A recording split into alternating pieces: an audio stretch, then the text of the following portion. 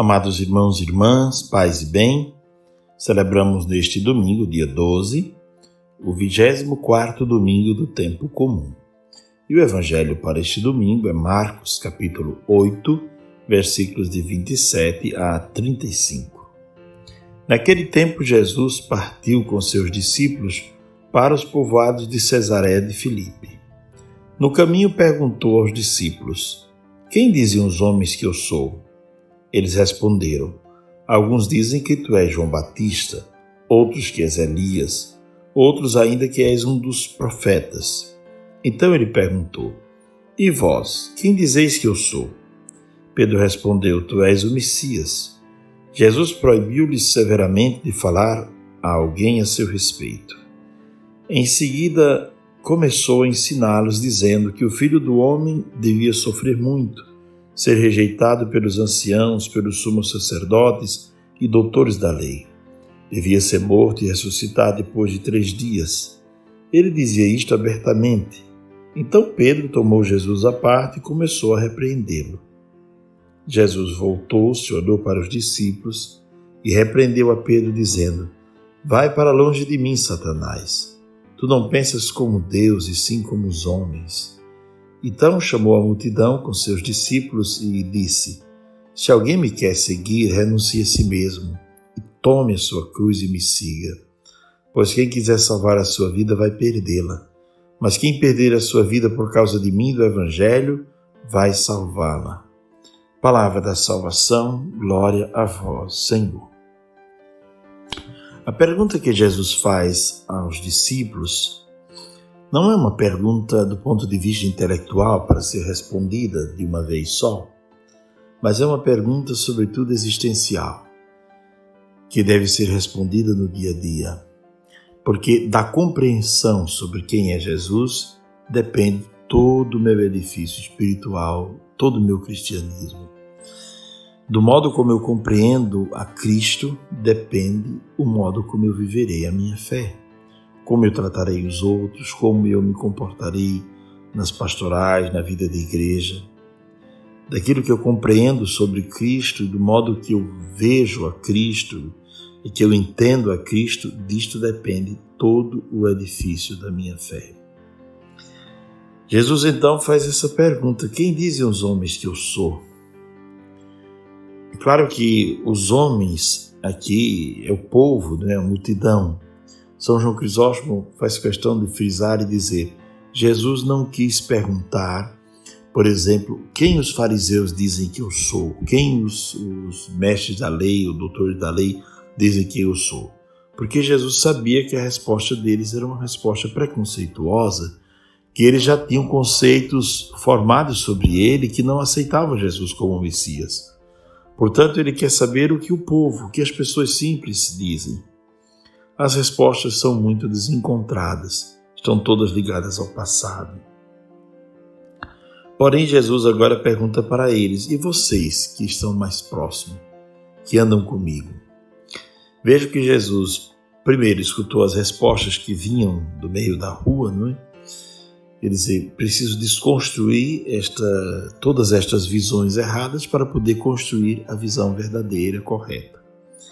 Então ele diz: e vocês? Vocês já me viram curar doentes, ressuscitar mortos, andar sobre as águas, acalmar o mar, curar o cego, enfim, já me viram pregar. E depois de tudo isso, de toda essa convivência, o que vocês dizem? Quem vocês dizem que eu sou? E Pedro, em nome de todos, respondeu: tu és o Messias. Jesus proibiu severamente que Pedro falasse a alguém isso, e em seguida começou a falar sobre o seu sofrimento, que devia sofrer, ser rejeitado. Esse é um capítulo difícil de aceitar. Um Deus que é rejeitado, que sofre, que padece, um Deus que passa por sofrimentos como a cruz, por humilhação como a cruz, não é fácil. Então Pedro, diz o texto, Pedro tomou Jesus à parte e começou a repreender Jesus com palavras severas. E Jesus voltou-se para Pedro e disse: olha, eu vou dar uma mensagem aqui que é muito importante. Mas antes eu tenho que lhe dizer que essa sua lógica, Pedro, é a lógica de Satanás. Você pensa como os homens. Então vá para longe de mim, Satanás. É uma palavra duríssima. Jesus não chamou nem Judas de Satanás, não se referiu a Judas ou a outra pessoa ou a nenhum outro, digamos, a um fariseu, como se fosse Satanás. Mas essa resposta, Pedro, é duríssima. Porque, na verdade, Pedro quer ensinar a Jesus qual é o caminho.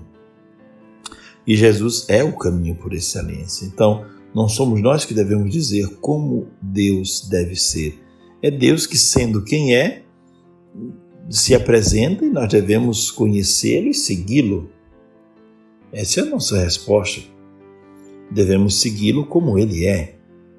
Então Jesus chamou a multidão e disse: olha, se alguém quiser me seguir, a primeira coisa, renuncie a si mesmo, tome a sua cruz e me siga. Pois bem, não há cristianismo sem cruz. É tanto que São João recebe no Apocalipse uma revelação de que nos últimos tempos virá uma besta disfarçada de cordeiro, mas ela será desmascarada porque ela não traz os sinais dos sofrimentos da cruz. Então não há como construir coisas sérias, coisas boas, de verdade, coisas com alicerce, sem passar pela cruz, sem passar pela doação, sem passar pelo combate. Não há como construir. Por exemplo, tem como construir e manter uma família de pé, unida, alicerçada nos valores humanos e cristãos, sem esforço? Não é possível. Tem como construir, por exemplo, uma bela amizade, alicerçada nos valores do Evangelho, sem esforço? Não tem. Não tem como construir coisas boas, não há como construir uma vida cristã sem fazer esforço. Todas as coisas boas e sérias da vida são construídas com esforço, por isso a cruz é importante. A cruz é um marco importante na vida do cristão, porque a cruz não deve ser tida como sofrimento, mas a cruz deve ser tida como um momento de reviravolta da vida, como chave de leitura para entender toda a vida do cristão. Porque é na cruz que o homem entende que a sua missão é dar a vida pelos outros. Jesus dirá no final do Evangelho, né? Quem tiver medo de perder a vida, vai acabar perdendo. Porque a vida cristã, gente, é perca mesmo. Tem que aprender a perder. E perdoar, por exemplo, é perder. Porque outros vão dizer, mas você perdoou, você foi tolo. Perdoar é perder. Servir é perder. Você gasta tempo para servir alguém, para ir no hospital, visitar alguém, escutar uma pessoa que está com depressão. Servir é perder. Doar algo que você tem é perder. Educar é também perder. Quantas horas uma mãe, um pai de família, entre aspas, não vou dizer perde, mas gastam para educar os seus filhos. Então é gastar tempo, é perder. Mas é uma perca que vale a pena.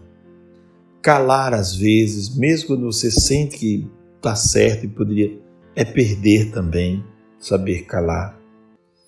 Então, meus irmãos e minhas irmãs, nós somos convidados a compreender que a cruz é algo que é necessário. Nós deveremos experimentar a cruz para poder amadurecer, para poder maturar, amadurecer a nossa fé.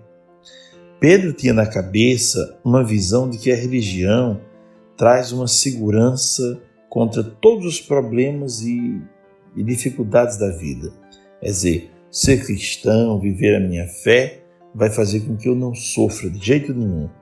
Mas a religião não é vacina contra o sofrimento. Pedro imaginava que o Messias deveria ser aplaudido, celebrado, e não ser rejeitado ou sofrer. Ele não pode sofrer, dizia Pedro. Às vezes também, na nossa vida, nós não queremos viver conflitos, não queremos viver a cruz, não queremos fazer esforços. Mas, repito, não há vitória sem cruz. Uma jovem se prepara vários anos para passar num concurso se tranca num quarto, fica anos ali estudando, e foi vitoriosa, mas para ser vitoriosa ela trabalhou tanto, estudou tanto. Então a cruz é um passo necessário. Não devemos ter medo da cruz. Devemos assumir a cruz. Amados irmãos e irmãs, muitas vezes nós queremos construir uma religião de glória, de sucesso, e não uma religião que passa muitas vezes pela incompreensão. Aqui nesta pergunta e nessa resposta estão o coração da nossa vida cristã. Dionísio Areopagita, padre da igreja dos primeiros séculos, dizia: se me perguntam quem é Deus, eu não sei dizer. Eu sei dizer o que Deus não é. E a partir do que Deus não é, eu imagino quem Ele seja. E ele dizia: a minha teologia é apofática, quer dizer, a minha teologia é a teologia do silêncio, da contemplação. Porque qualquer palavra na qual eu queira prender a Deus ou conceituar será sempre pequena. Quem é Jesus, afinal? Jesus é tudo em nossa vida. Eu me recordo quando eu tinha apenas 11 anos, senti o chamado para o sacerdócio, e naquele tempo eu senti um amor muito fervoroso e muito, diria assim, profundo por Cristo. E Ele se tornou a minha alegria, a razão da minha vida. Mas também, em alguns momentos, o Evangelho, a pessoa de Cristo, é profundamente questionador, profundamente inquietante. É um fogo que queima e às vezes atormenta, porque nem sempre estamos dispostos a viver à altura que o Evangelho nos propõe e na profundidade que o Evangelho nos propõe. Somos convidados a viver esta vida nova, mas nem sempre estamos dispostos. Vejo que no Evangelho se usam 2 verbos sobre vida no final. Se alguém quiser me seguir, renuncie a si mesmo, toma a sua cruz e me siga. É claro que aqui poderíamos entrar mais no tema da cruz, mas vamos ao último tema. Quem quiser salvar a sua vida, aqui é psique, vai perdê-la. Psique ainda, não é? E quem perder a sua vida, por mim, vai salvá-la. Aqui já se trata da vida eterna, da vida verdadeira, da vida que não passa, não é? Então, é preciso perder para poder ganhar. É preciso saber abraçar a cruz, aceitar a cruz, não fugir da cruz. É preciso assumir que somos apenas discípulos e não podemos modificar o Evangelho. Pedro está errado e Jesus lhe revela o seu erro. Ele diz: Pedro, vem para trás de mim. Você é discípulo e não mestre. Então, devemos aprender que nós somos seguidores de Cristo. É Ele que nos diz o caminho certo para chegar à vida verdadeira. Amados irmãos e irmãs, pensar segundo os homens é pensar buscando vantagens em tudo, é pensar em trapaças, é pensar em algo que passa não pela boa vontade, mas passa por tantas outras coisas. E é como eu dizia agora há pouco, não se mantém uma família de pé, uma amizade verdadeira de pé, ou uma vida consagrada, sacerdotal, uma vida de freira, ou de frade, ou de padre, sem essas lutas. Porque nem tudo na vida é cômodo. A vida é uma grande aventura e para amadurecer na vida, muitas vezes, ou sempre, digo melhor, teremos que passar pela cruz. Uma vida sem amor, uma vida sem combatimento, será uma vida sem glória. A cruz é a chave para entender toda a existência humana. As coisas boas e sérias da vida não são feitas sem esforço. É preciso ter uma vida conforme o Evangelho. A cruz, que significa todas essas lutas, nos faz pensar na nossa vida cristã. Nós não temos todas as respostas para todas as perguntas. Muitas vezes sentimos também vazio e escuridão. Muitas vezes sentimos dúvidas e angústias. Tudo isso são cruzes. Cruzes que nos fazem encontrar a Deus. A cruz também, às vezes, é um momento de encruzilhada na qual nós temos que tomar decisões.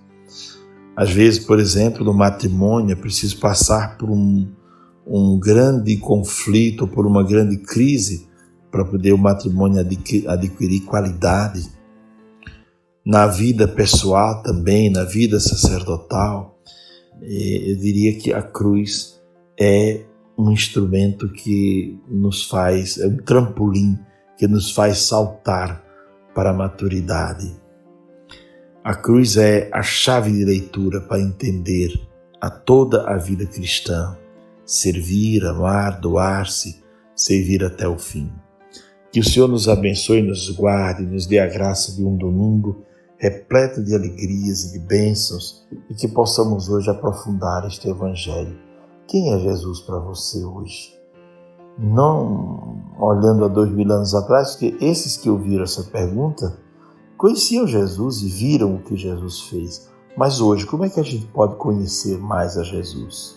Imagino que frequentando os sacramentos, lendo a Sagrada Escritura, o mais que se possa, mantendo uma vida de oração pessoal, muito profunda, podemos conhecer Jesus através da meditação do nome de Jesus. Enfim, há muitos caminhos, há muitos meios, mas só se conhece alguém buscando intimidade com esse alguém, buscando dialogar, buscando proximidade com esse alguém. Não tenhamos medo de nos aproximar de Cristo, dizia o Papa João Paulo II. Cristo não nos tira nada, Cristo acrescenta, melhora, reforça aquilo que há de bom em nós. Glória ao Pai, ao Filho e ao Espírito Santo, como era no princípio, agora e sempre. Amém. Abençoe-vos o Pai, o Filho e o Espírito Santo. Amém. Se essa reflexão lhe ajudou a aprofundar o Evangelho deste domingo, você pode compartilhar com seus amigos. Graça e paz.